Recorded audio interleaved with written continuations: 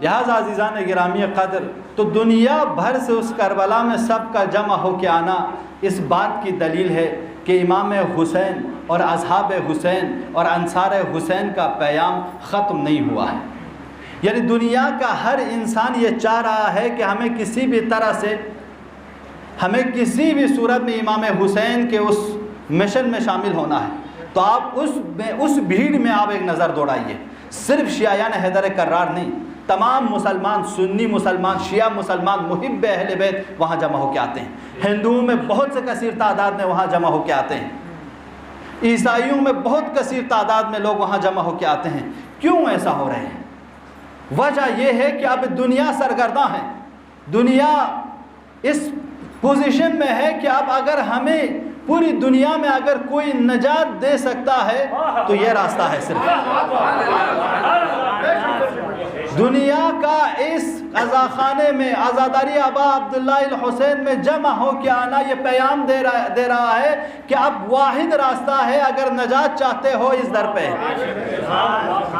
لہذا عزیزان گرامی تو ہم اور آپ کو اس پر غور کرنا ہے۔ لہذا آنتوان بارا عیسائی بہت بڑے رائٹر ہیں، بہت بڑے مفکر دانشمند ہے، وہ اپنی کتاب میں لکھتا ہے، اس نے ایک کتاب لکھی الحسین فی فکر المسیحی، امام حسین مسیحیت کی نگاہ میں۔ ہم مسیحی امام حسین کو کیا مانتے ہیں؟ اس سے جب انٹرویو لیا گیا آپ نے یہ کتاب لکھی تو کس طرح لکھی؟ وہ کہتا تھا کہ میں یہ کتاب لکھتا تھا، ایک سطر لکھنے کے بعد میں روتا تھا، مجھ سے لکھا نہیں جاتا تھا۔ یہ کوئی مسلمان نہیں کہہ رہا ہے، یہ کوئی شیعہ نہیں کہہ رہا ہے، یہ آپ اور ہم جیسا عزادار نہیں کہہ رہا ہے، یہ ایک عیسائی محب امام حسین کہہ رہا ہے کہ جب بھی میں اس کتاب کو لکھتا تھا، ایک سطر لکھتا تھا، میں روتا تھا۔ اس کے بعد وہ ایک پیام دیتا ہے دنیا بھر کے شیعوں کے لیے، مسلمانوں کے لیے۔ وہ کہتا ہے اگر حسین ہمارے پاس ہوتے تو ہم حسین کے نام پر پوری دنیا میں ایک پرچم لہراتے اور مذہب عیسائیت کو حسین کے نام پر پوری دنیا تک پہنچاتے۔ اے شیعو، اے مسلمانوں، تم فخر کرو، اپنی قدر جانو، تمہارے درمیان حسین جیسے عظیم المرتبہ شخصیت ہے۔ آج ہم اور آپ تھوڑا سا غور کریں، آج یہ جو فرش اعضا بچھائے جاتے ہیں امام حسین کے نام پہ، کوئی بلانے والا نہیں ہے، آپ خود سے اٹھ کر آتے ہیں، خطیبوں کو بلاتے ہیں، علماء کو بلاتے ہیں، بزرگوں کو بلاتے ہیں، اور بلانے کے بعد یہاں پہ کیا پیش ہوتا ہے؟ یہاں پہ قرآن سنایا جاتا ہے، احادیث سنایا جاتا ہے، احکام سنایا جاتا ہے، شریعت کی باتیں کی جاتی ہے، حلال حرام بتایا جاتا ہے، صحیح غلط بتایا جاتا ہے، ہمسائے کا حق بتایا جاتا ہے، بزرگوں کے حقوق کو بیان کیا جاتا ہے، والدین کے حقوق کو بیان کیا جاتا ہے، میاں بیوی کے حق کو بیان کیا جاتا ہے، بچوں کی تربیت پر گفتگو ہوتی ہے۔ تو یہ واحد مکتب ہے دنیا میں کہ جہاں پہ پیر و جوان، امیر و غریب، سیاہ و سفید،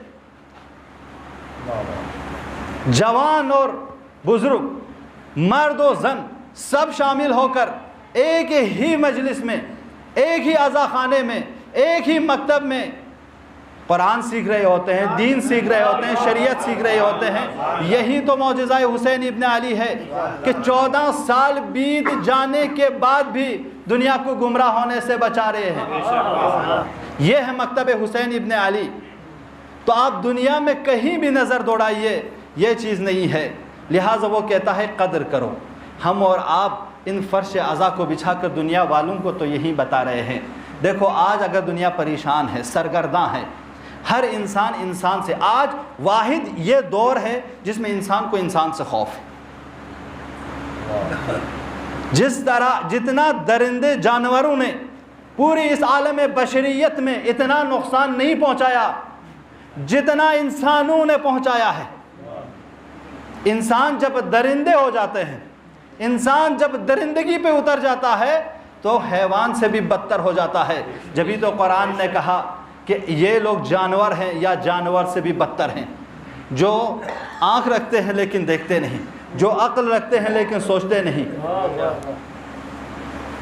لہٰذا ایسے لوگ یہ تو جانوروں کی طرح ہے، جانوروں سے بدتر ہیں۔ آج پوری دنیا پریشان ہے انسانوں سے، پوری دنیا پریشان ہے انسانوں سے، اتنا ظلم و ستم، اتنا فسادات اس دنیا میں ہے، تو راہ نجات کیا ہے جوانوں؟ راہ نجات حسین ابن علی۔